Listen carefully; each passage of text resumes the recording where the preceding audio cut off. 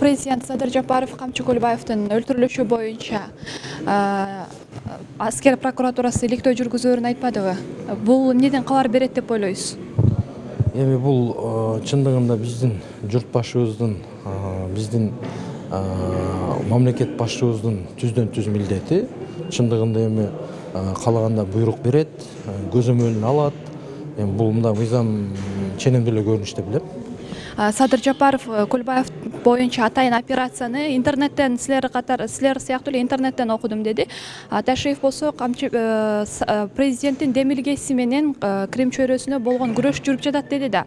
Бул жагы кандай болуп калат анда? Эми мен толук мындай тыгыз маалыматым жок экен.